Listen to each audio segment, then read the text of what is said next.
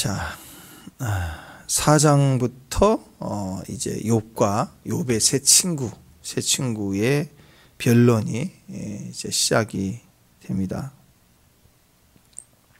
이게 계속되는데요.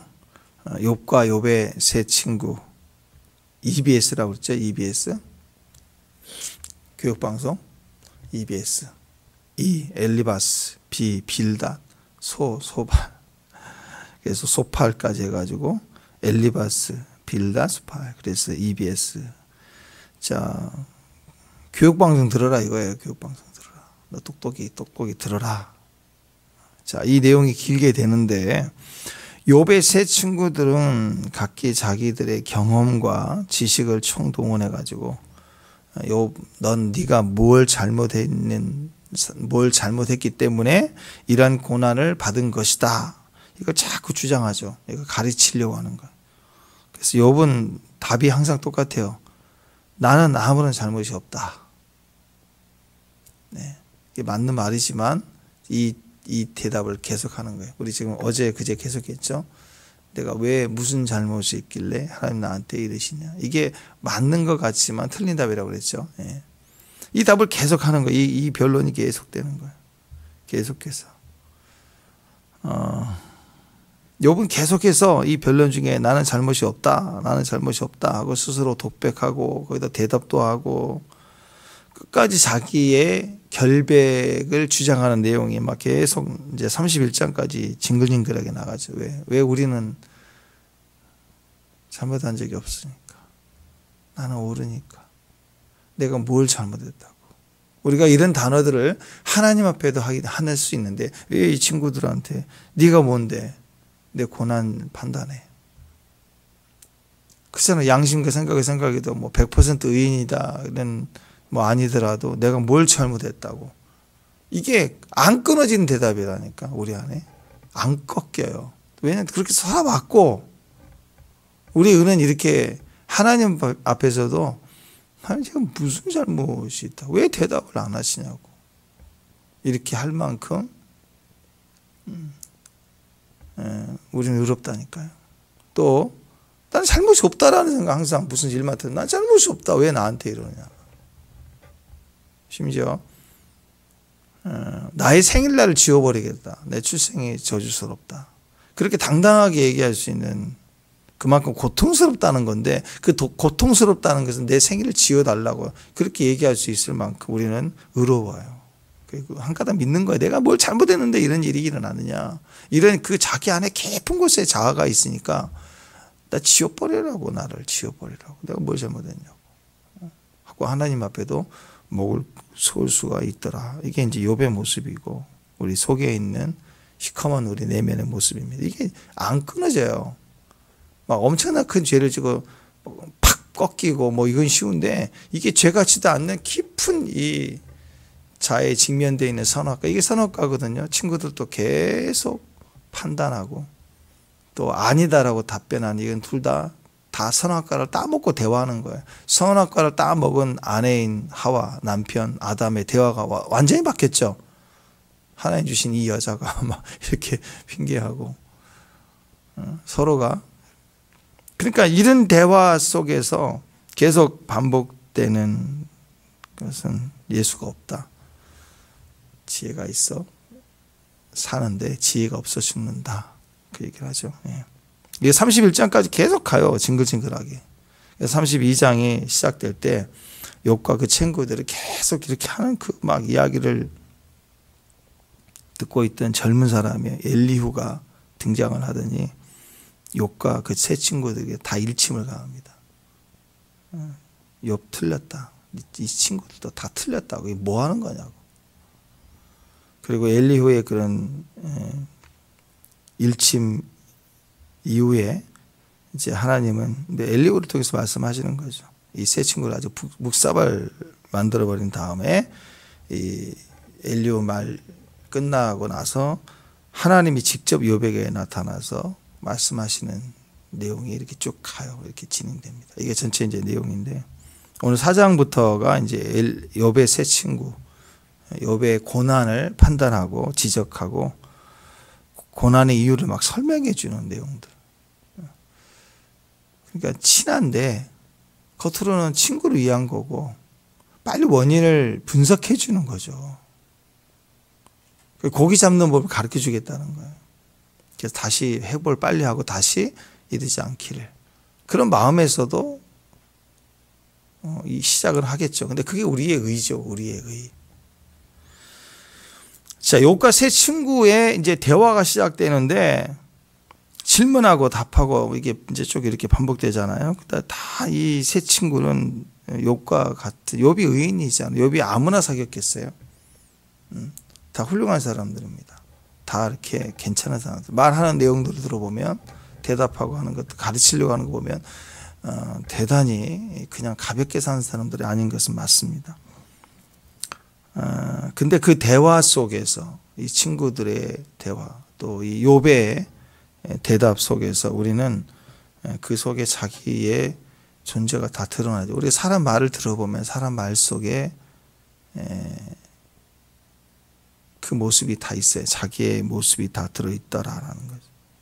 마치 이제 우리가 이사 갈 때 보면 집이 깨끗한 줄 아는데 뭐 이 정도 이사 옮기면 되겠다 싶은데 짐을 싸면서 이렇게 펼쳐보면 뭐 구석구석에 먼지가 막 많고 또 냉장고를 끄집어 내리면 뒤에 막 어마어마한 먼지가 있고 쓰레기도 막 나오고 그러지 않습니까? 우리가 그런 거예요. 이게 멀쩡해 보이는데 대화 속에 뭔가 찌르고 뭐가 답변하고 이게 아닌데 하고 막 대화가 부딪혀 가기 시작하면 막 별 먼지가 막 다 일어나기 시작합니다. 그건 좋은이 아니죠. 막 공격해야 되는 말이. 그 속에 나는 방어하면서 동시에 또 공격하고. 이게 대화 속에 일어나고 있는 본 모습이라는 거죠. 그러니까 우리는 진짜 진단을 잘해야 돼요. 욥기 말씀을 통해서 믿음이 좋아 보이는 진짜 모습, 믿음이 좋아 보이는 사람의 진짜 모습, 기도를 많이 하는 사람의 진짜 모습, 또 이렇게 설교하는 사람의 진짜 모습, 이거 진단해야 돼요. 누가 제일 진단하는 게 좋을까요? 남이 해주는 거? 거의 속거든요. 왜냐하면 진짜 좋아 보이는 거니까. 남들은 잘 판단이 안 돼요. 우리도 판단의 눈, 이렇게 분별의 눈도 필요하지만 제일 중요한 건 자기부터 스스로 진단할 수 있어야 됩니다. 자기 자신부터 시작해서 이 살아가며 만나는 모든 사람들 속에 믿음이 좋아 보인다. 기도가 많은 사람, 기도를 참 잘하는 사람, 설교를 참 잘하는 사람, 뭐 이게 진짜인가 가짜인가 이것에 대한 진단은 스스로 해보라는 거예요. 이게 지금 계속해서 우리를 파헤쳐가는 욥기의 내용이에요. 다 들춰내버리는 거예요. 이 사람들, 이 세 친구와 욥의 대화 속에서 우리의 적나라한 모습이 막 파헤쳐가고 계시는 거죠. 욥기는 그래서 가벼운 책이 아닙니다. 이렇게 주석이나 해석 봐서 된 책이 아니에요. 내 자신이 철저하게 막 해부가 되고 그러려면 성령의 절대적 조명이 필요하고 내 모습이 그 안에서 드러나야 되는 책이죠. 그러면 강해져요. 욥기가 끝나면 강해집니다. 지혜를 얻고 힘을 얻고 그런 게 아니라 이상하게 강해져요. 단단해지는 거예요. 자, 바르게 진단을 해야 치료할 것 아니겠습니까? 우리가 예수님 앞에 병자로 서야 돼요. 그래야 고침받죠. 예수님 앞에 나 병자 아닌데, 난 안 아픈데, 그러면 무슨 고침을 받을 수가 있겠어요? 죄인으로 서야 씻음을 받죠. 그런 의미에서 이 욥기는 굉장히 중요한 책입니다. 주님, 제 모습이 이렇습니다. 이 고백이 나와주는 책입니다. 그래서 믿음이 좋아 보이는 가짜들, 이게 다 폭로되고, 그리고 그들이 거기서 꺾일 때 성장이 되고 깨끗하게 만들고. 욥기의 후반에 올 때까지 욥은 죽어도 이 대화 속에 안 굽히거든요. 길어요. 한 2장이 끝날 수 있는 게 30장이 넘어가잖아요. 우리는 끊임없이 평생에 이렇게 변명하는 거예요. 그리고 옳은 것, 내가 선하다는 것을 끝까지 붙들고 갑니다. 그러니까 안 꺾이는 거예요. 그러면서 힘든 거죠. 근데 그게 꺾이고 주의 음성이 들리면 그냥 그 순간 모든 것이 풀려요. 욥이 노력하고 이기기 위해서 엄청나게 막 결단을 하고 돌파를 하고 뭐 작전 기도해서 나중에 회복하는 거 아니라고요. 회복은 주의 손에 있어요. 회복은 오는 거예요. 그냥 내가 꺾이고 주 앞에서 고침받으면 이 병든 몸이 또 상한 마음이 쓴 뿌리가 내 온전한 영성이 딱 자리 잡으면 모든 걸 더해. 문이 막 도미노처럼 열리는 거예요. 하나님이 회복시켜 주신다라는. 그래서 믿음이 좋아 보이는 가짜들, 그런 모습이 되면 절대 안 됩니다. 오늘 엘리바스의 말이 이제 4장 5장 이렇게 쭉 나오는데 이것을 기도하면서 읽는 게 중요하다고 생각합니다. 엘리바스는 어떻게 보면 그 바른 행실을 해왔던 주장하는 바리새인 같은 믿음하고 비슷합니다.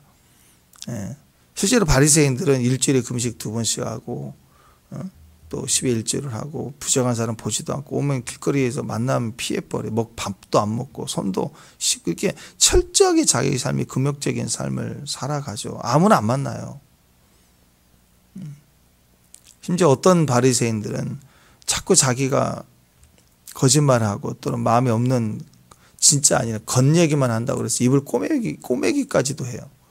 경건하게 살려고 하는 노력은 대단해요. 그러니까 자타 스스로 우린 저들보다 낫다. 이게 항상 경고한 거거든요. 그런데 그들이 결국 예수님을 막 책망하고 죽이려 들고 했던 그런 모습을 보이지 않습니까? 바리새인적인 믿음 이렇게 볼 수가 있어요. 진짜 속은 썩었다. 회칠한 무덤처럼 썩었다 이거예요. 죄를 더 많이 짓고 안 짓고의 문제가 아니에요. 우리는 다 죄인이니까. 근데 포장하고 나는 안 아프다, 나는 죄인이 아니다라고 하면서 다른 사람을 판단하는 그게 더 더러운 냄새죠. 어떤 더러운 것보다 더 싫은 건 더러운 냄새 아니에요? 네? 여기 똥덩어리가 있어요. 똥덩어리가. 그러면 그림의 똥덩어리하고 실제하고는 다르죠. 냄새가 나요. 냄새가. 다 그림도 더럽고 실제도 더러운데 그림과 다른 것은 냄새까지 나.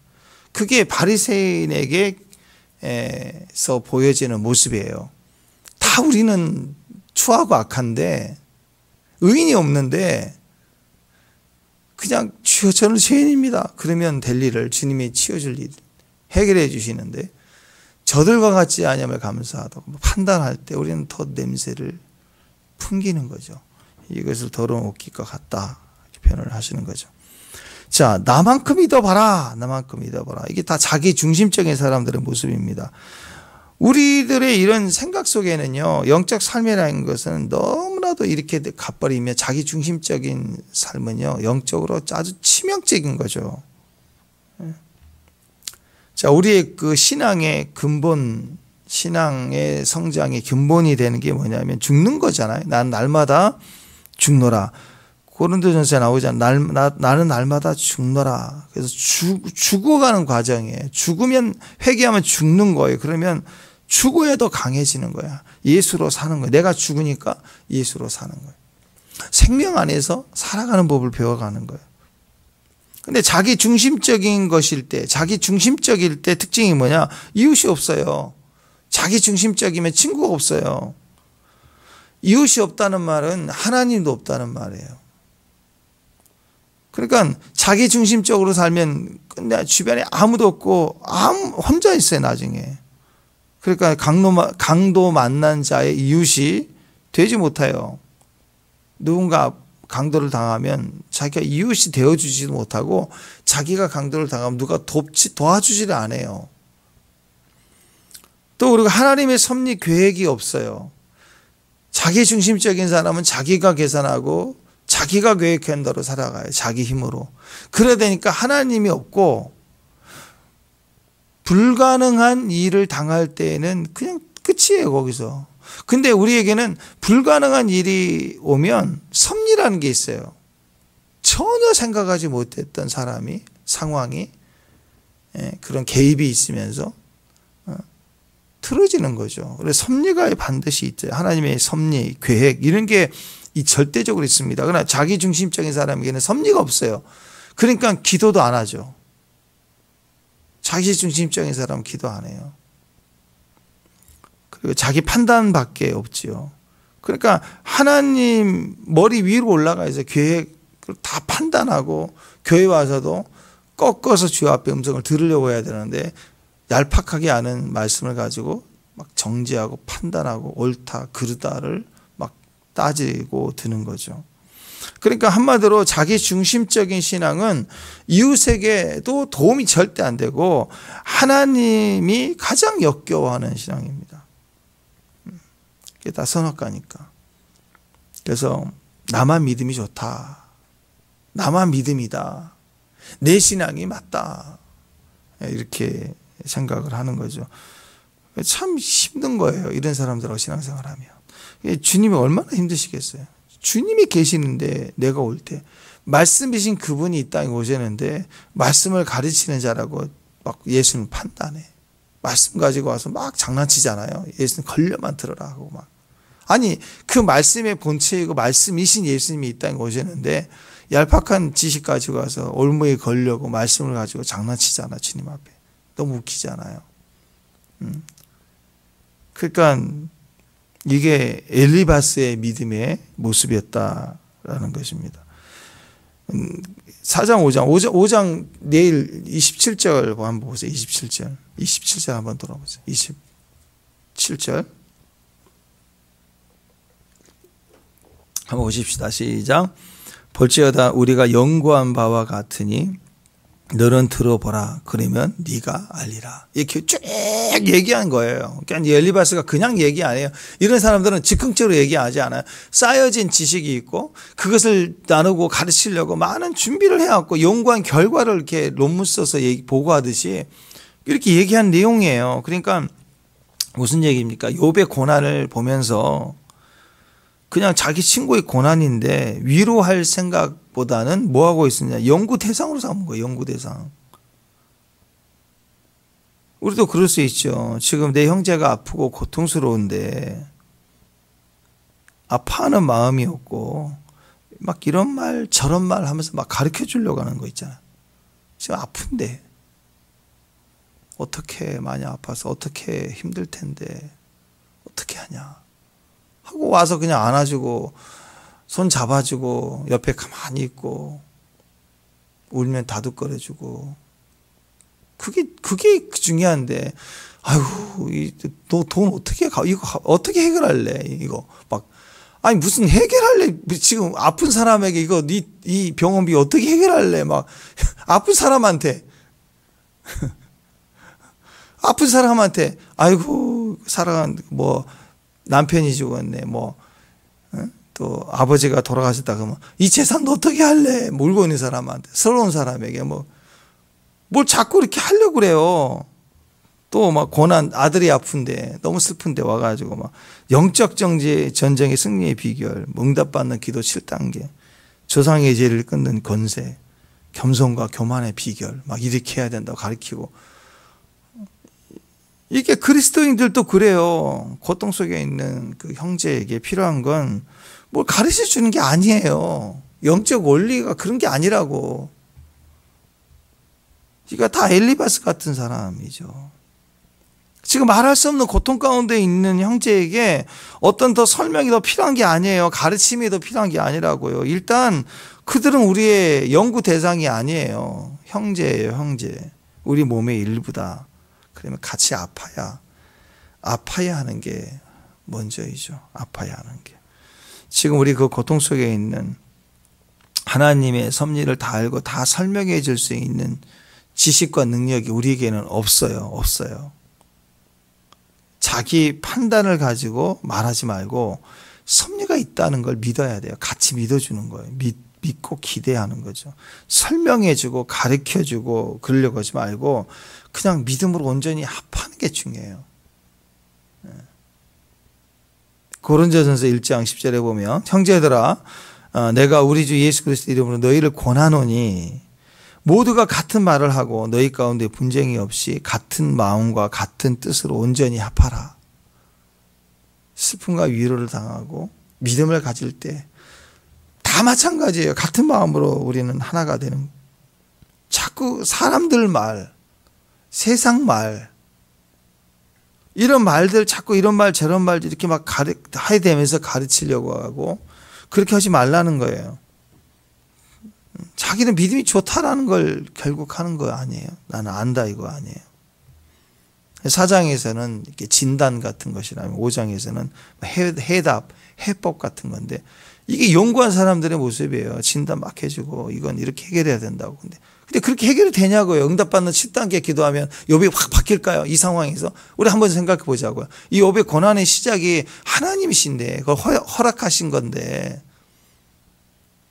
하나님은 이렇게 말하지 않고 욥에게 당한 이 고난 속에도 말씀해 주시고 이겨나게 하실 때도 있고 약속의 말씀을 주고 견뎌봐라 할 수도 있지만 이런 고난은 말씀 없이 시작되는 고난이잖아요.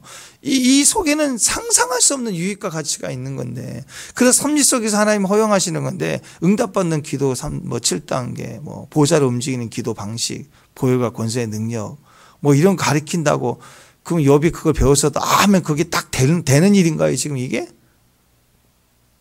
그걸 몰라서 그런 거예요. 보혈의 능력을 몰라서 지금 욥이 막 고난을 당하는 건가요? 아니잖아요. 우리가 그렇게 판단하면 안 돼. 얄팍하게 배운 무슨 조상의 저주를 그걸 가지고 아픈 사람에게 7대 손이 그러니 막 이렇게 막 들이대는 그 엄청난 일을 그것도 그리스도인들 가운데 영적이라고 생각하는 사람들이 그러고 있는 거예요. 우리는 그렇게 판단하면 절대 안 되는 겁니다. 믿음 없고 믿지 않는 세상 사람도 아프면 어떻게 하니 하고 와서 친구가 되어주는데 그것도 못해. 상식선 내에서도 친구가 되는 것도 못하는 그리스도인들. 영적 권세와 능력은 좀 배웠다고 하는데 영적 춤도 춘다고 하는데 무슨 예언한다고 하면서 그 기본적인 인간 관계에 이렇게 도리도 못하는 거. 응? 나는 너무 마음이 아픈 거예요. 그리스도인들이 특히 영적인 것이라고 하면서 서로 어려울 때 또 후배니까 어려우니까 그 얘기를 듣고 뭘 준비해서 이렇게 챙겨주면 까마귀를 보내줘서 감사하다고 순식간에 까마귀 만들어 놓고 그러면 그것까지 나를 까마귀 만들었냐? 이렇게 선배니까 한마디 농담 삼아 할 수도 있지만 왜 그렇게 생각을 못하지? 그런 생각이 들어요. 딱 하나라도 누가 챙겨주면 고맙잖아요. 안 그래요? 일단 고맙잖아요. 누군가 헌신해서 밥을 맛있게 챙겨주고 섬기고 인간적으로 고마운 거예요. 세상에 누가 이 길거리 나가는 나한테 밥을 줘요. 이렇게 섬겨주고 시간 내주고 한다 그러면 조금 도와주고 이게 너무 감사한 거예요. 근데 나는 저 아들 할 때 했으니까 당연히 받는 거야 막 이렇게 절대 그런 계산으로 가지 마세요. 우리가 뭔가 선물하고 섬길 수 있었던 건 하나님의 은혜가 있고 그 안에서 내가 감사하는 마음으로 선물처럼 준 거잖아요. 그거 심고 받고 그런 거 아니라고. 굳이 심고 받는 것의 개념으로 온다면 하나님께 하라고. 하나님께. 우리가 그런 인간적으로도 세상의 사람들이 당연히 아는 그 기준을 신앙으로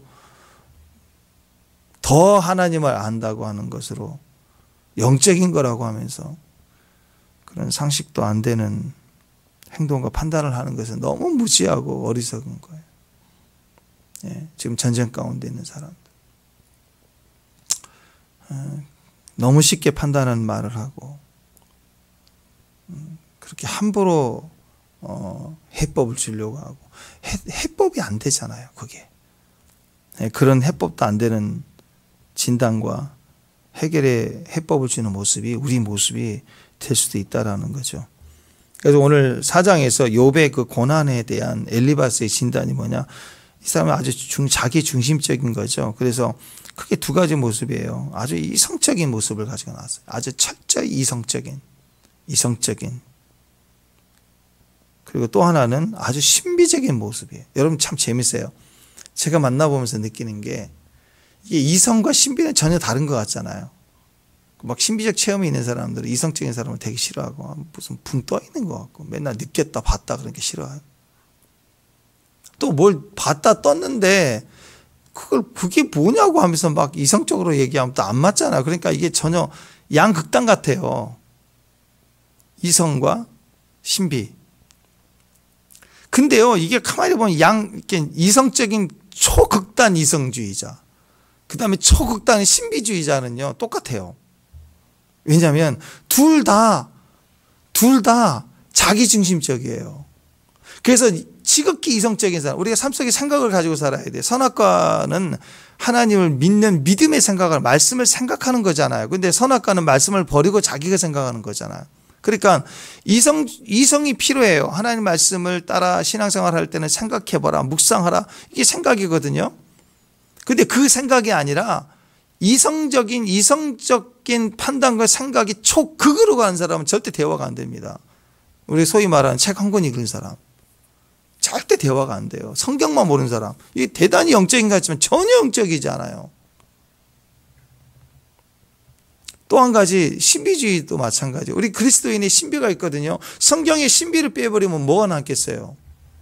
아무것도 없어요. 그러면 1장 1절부터 창세기 1장 1절부터 태초에 하나님 천지를 창조해 그것부터 빼버리면, 신비를 다 빼버리면 뭐 아무것도 아닌 거예요. 그리스도가 신비이시고 신비적인 게 있어요. 그러나 신비주의로 빠진 사람들은요, 도대체 대화가 안 돼요. 맨날 봤다 떴다 그러고 아무것도 안 해요. 그러니까 이 초극단의 사람들의 특징이 뭔가 봤더니요, 자기중심적이에요. 다 자기중심적이에요. 하나님과 전혀 상관없어요. 말씀이 신비이고 말씀이 지극히 우리 안에 사고하게 하고 우리를 생각하게 하고 성숙하게 하는 건데, 말씀이 없는 자기중심적인 사람의 특징은 이 두 모습을 가지게 돼요. 자기가 하나님의 음성을 들었대요. 환상을 봤대요. 떴다 봤다. 대화가 안 돼요. 대화가. 그러니까 이런 이성적인 사람이 어떻게 신비적인 것에 꽂혀 있는가? 여러분, 이성과 신비의 공통점이 바로 다 자기 주관적인 겁니다.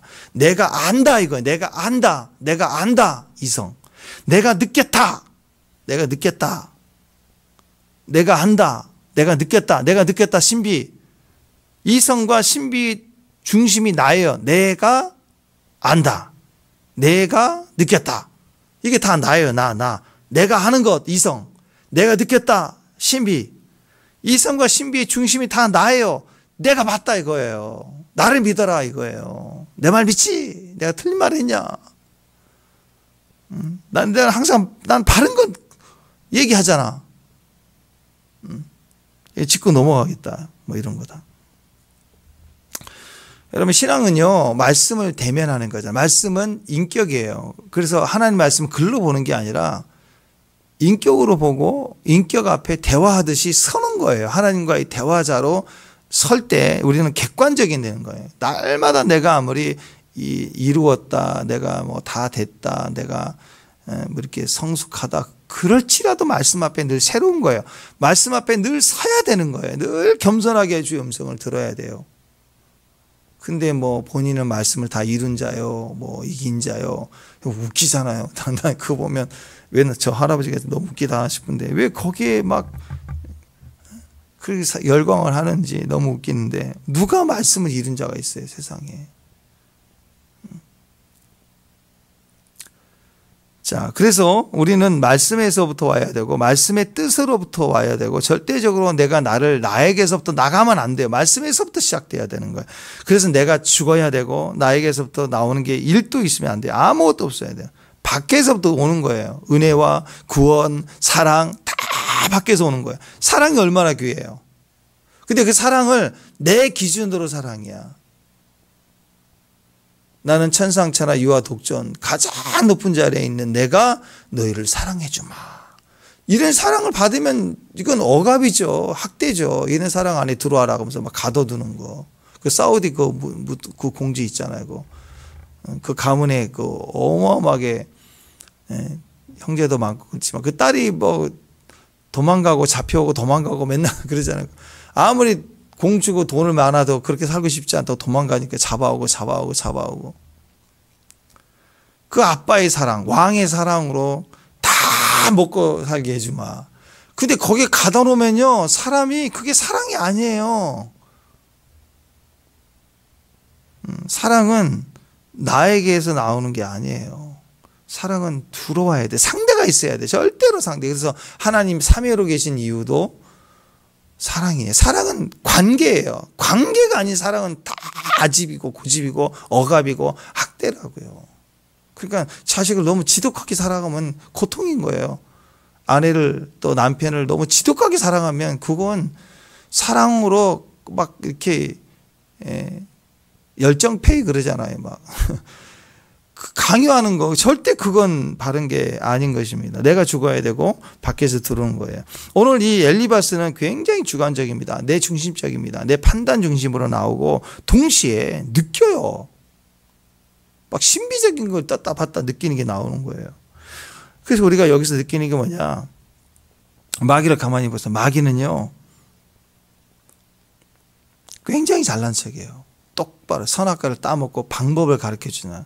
이거 먹으면 하나님처럼 된다. 그걸 철저히 믿게 만드는 거예요. 속이는 거죠. 보이스피싱도 그렇잖아요. 그놈의 목소리. 보이스피싱. 그놈의 목소리가 우리를 속이는 거예요. 자기 수준의 말을 믿게 만드는 거죠. 그리고 그 말을 듣다 보면 느껴져요. 이거 안 하면 큰일 나는구나. 이거 송금 안 하면 큰일 나는구나. 막 그렇게 느끼게 만드는 거예요. 느끼게. 다 자기 중심적인 말에 붙어버리는 거예요. 지금도 그렇습니다, 여러분. 가만히 객관적으로 보면은요, 그건 남들도 다 알고 있는 얘기들이에요. 남들도 다 알고 있는 얘기인데 그냥 세상 논리의 일이에요. 논리일 뿐인데 자기 혼자 지만 똑똑한 줄 알고 막 떠드는 사람들. 그래서 말끝마다 뭐 맞다, 틀리다, 내가 그럴 줄 알았다, 뭐 막 그래요. 뭐 뉴스가 나오고 뭐 이런 얘기만 나오면 근데 새로운 게 아니에요.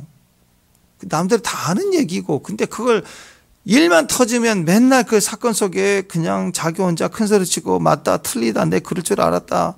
이걸 요즘 뭐라고 하냐, 꼰대라 그래, 꼰대. 꼰대의 말은요, 들을 게 없어요. 그래서 사람들이 싫어해요. 또 꼰대짓 한다. 또 나서서 저렇게 얘기한다. 그러면 그 얘기가 필요한 얘기가 아니라고 다 알아, 누구나 다 알고 있는 얘기예요. 그 중에 일부분인 걸 막 큰 소리 치고 또 얘기하고 막 그러거든요.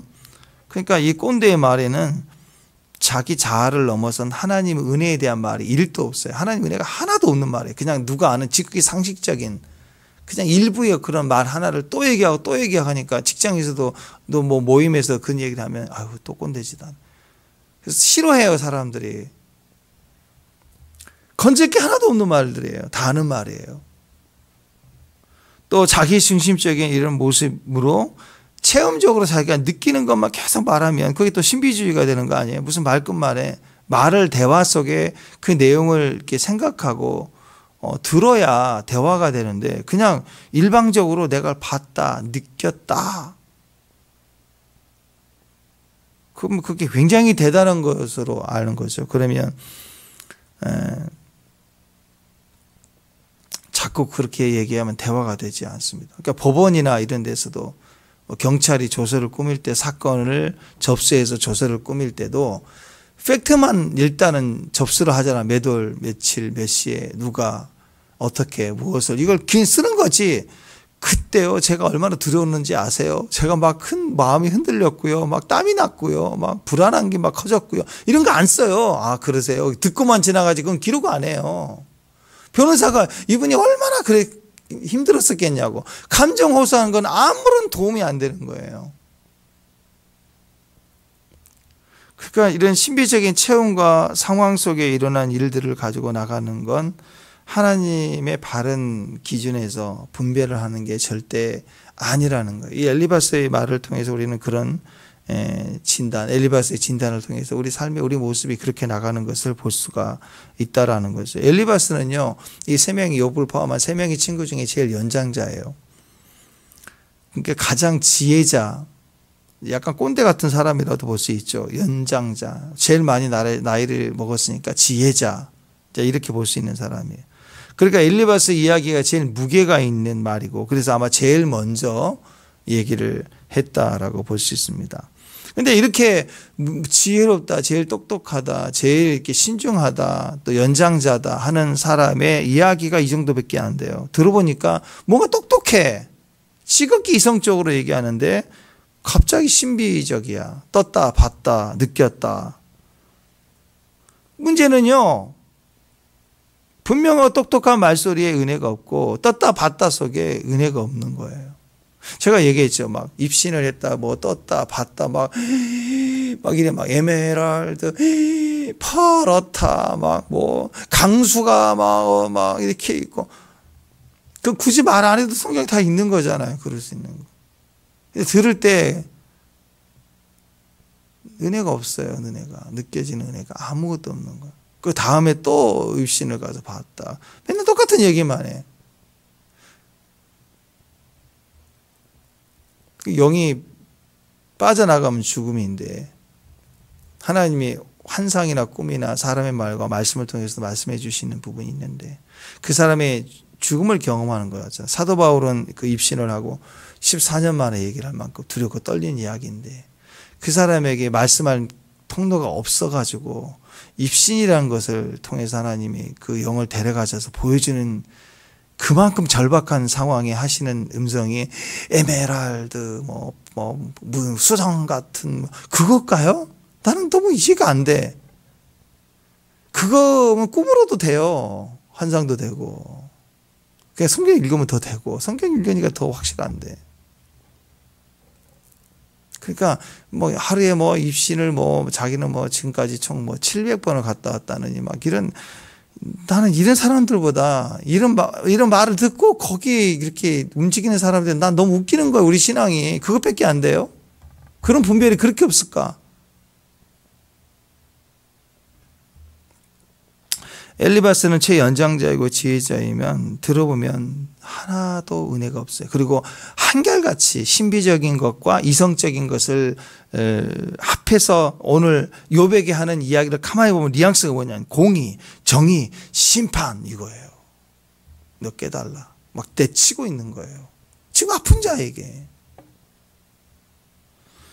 그래서 오늘 사장 내용을 완전히 선악과입니다. 그냥 판단하고 심판해버린 거예요. 그냥 판사같이. 그래서 2절 자꾸 내 말 실증내고 짜증내지 말고 좀 들어. 2절이에요. 3절 너 과거에 많은 사람에게 잘 조언해 주더라. 훈계도 잘하고 용기도 없이 늘어져 있는 자에게 용기도 주고. 4절 넘어진 자나 약한 자에게 말로 잘 붙들어 주던데. 5절 근데 네가 당하니까 너 힘들지? 너 놀라는구나. 뭐 그런 거예요. 지금 쭉 내용이. 우리 많이 그런 얘기 하잖아요. 예수님 십자가에 달렸을 때 조롱하는 사람들 이야기 그랬잖아요. 남은 구원하더니 자기는 구원 못하네. 그 얘기예요 지금. 2절 보세요. 2절 짜증내지 마. 내 말 좀 들어. 3절 네 과거에 잘 조언도 해주고 용기가 없어 늘어진 자에게 용기도 주고. 또 4절 보니 넘어진 자, 약한 자에게도 말로 잘 붙들어 주던데. 야, 5절 말 좀 해봐. 네가 당하니까 힘들어하고 놀래네. 무슨 말 좀 해봐. 이게 위로인가요? 지금 엘리바스가 예수님 십자가에 있을 때 조롱하는 사람들과 말이 똑같습니다. 너는 똑똑한 말로 남을 잘도 구원하더니 자기는 구원 못하네. 딱 그 시각이에요. 그래서 5절 보니까 일이 닥치니 넌 놀래지? 말 좀 해봐. 여러분 우리가 하나님 앞에 쓰인 사람이 어떤 어려움을 당하면 이렇게 조롱하는 무리들이 꼭 나와요. 신앙의 길을 가는 사람들에게는 결정적인 순간에 어려울 때 이해되지 않는 하나님 믿음으로 지나가게 하시고 때로는 약속의 말씀 주시고 은혜를 통해서 지나가게 하시지만 어느 때는 은혜도 없어요. 어떤 때는 그냥 너무 바싹 메말라 있는 것 같은 거예요. 나 여기서 끝인가 싶을 때 그때 하나님 은혜가 착 나타나기 바로 그 직전에 어떤 일이 벌어지냐면 마지막 확인 사살하는 사람들이 막 나타나가지고 아이고 니네 하나님 어디 출장하셨다냐? 아, 그렇게 기도하더니 뭐 별거 없네. 뭐 이런 거예요, 이런 게. 이런 사람들이 있는 거예요. 근데 여러분 기억해야 됩니다. 이런 조롱하는 자의 무리에는 절대 서지 마세요. 혹시 저 사람 정말 악한 사람, 예를 들어서 뭐 김정은이가 죽었다, 부친이 뭐 죽었다, 거기에 조롱하지 마세요. 조롱하지 마. 조롱하는 자는 무조건 서면 안 돼요. 솔직히 공감이 안 될 때가 있잖아요. 저런 사람, 저런 상황에. 그럴지라도 조용히 입 다물고 가만히 있어야지. 공감도 안 되는데 너 그럴 수 있다라고 막 까불지 말고 판단하지 말고 그러다 망한다고요. 오늘 최고의 연장장 엘리바스. 이 할아버지가 그러면 안 되는데 또 꼰대 짓을 하는 거예요. 꼰대 말. 아픈 사람에게. 여러분 죄 없이 망한 사람이 없다. 결국 이 논리죠. 까닭 없이 저주가 임한 줄 아니. 성경 말씀을 빗대어서 앞뒤 구절 빼버리고 그것만 딱 얘기하는 거예요. 까닭이 있다. 너 문제가 있다. 너 의롭다 그러지? 너 분명히 죄가 있어. 막 이런 거예요. 예를 들어서 3대 조상 때 친가 쪽에 제사를 드린 세력이 있어서 그래. 그러면 몰라. 아무것도 모르겠는데 그런가? 그런 거 같은 거야. 내가 힘든 것이 지금. 도를 아십니까? 그러거든요. 아, 기운이 참 좋다고. 근데 조상님이 도와주려고 하는데 그게 좀 달래야 된다고. 막. 당신은 잘 될 수 있는데 이게 어려워서 그런 거라. 그러면 제사를 드리러 가라. 그러면 가만 생각지도 않던 사람이 내가 요즘 잘 지지도 안 되고 어려운데 제사를 드리고 나면 잘 되나 보다. 그렇게 그렇게 가는 게 그거예요. 결국 두려움을 주고 상상을 줘서 그리고 그걸 통해서 잘 될 것 같은 막 허망한 그런 얘기를 하는 거예요. 지금 죄 없이 망한 사람은 없다. 정직한 사람은 끊어지지 않는다. 이게 맞는 말이죠. 맞는 말인데 그러면 의인은 안 죽나요? 안 망하나요? 그런 일반화된 논리, 선악과의 논리를 가지고 죄의 개념으로 그 환란을 막 해서 주셔야 되는 거예요. 내가 보건대 너는 뿌린 대로 거둔 거야. 욥 너는 뿌린 대로 거둔 거야. 네가 죄가 하나님 어떻게 죄 없는데 이런 일이 일어나니? 그냥 아픈 게 아니라 생각해 이거 누가 봐도 재앙이잖아요. 그죠? 돌풍이 불고 막 강도를 다 겹으로 당하고 자식들이 죽고 몸도 그렇고 이게 하루아침에 이게 쉬운 일이 아니잖아요. 이건 분명히 재앙을 하나님 치신 거다. 이렇게 보니까 죄다. 그리고 너는 뿌린 대로 거둔 거다. 이런 재판을 하더라. 이게 사람들이 말이 그래요. 여러분 우리가 절대로 신비주의로 가면 안 돼요. 절대로 이성주의로 가면 안 돼요. 둘 다 내가 보니 내가 판단할 때 내 생각이 맞 내 말 들어 다 나라는 중심으로 상대에게 칼질하는 인간의 모습입니다. 지금도 그렇다고 봐요. 그런 환경이 그런 상황이 또 내가 닥치는 상황에서도 우리는 우리 모습이 그렇다고 생각합니다. 또 다른 사람도 너무 쉽게 우리가 판단한다는 거죠. 여러분 우리는 우리 안에 있는 하나님의 말씀을 가지고 그 말씀의 소리를 객관화해서 주의 음성을 들어야 돼요. 뭔가 이렇게 진짜로 뭔가 하나님께 받은 게 나단처럼 뭔가 받은 게 있으면 전해야 되겠죠. 요나 모습처럼 하나님 받고 전했는데 전하라 그러면 또 안 전하려고 그러고 받은 게 없는 사람들은 막 전하려고 하고 그러다 망하는 거 아니겠습니까?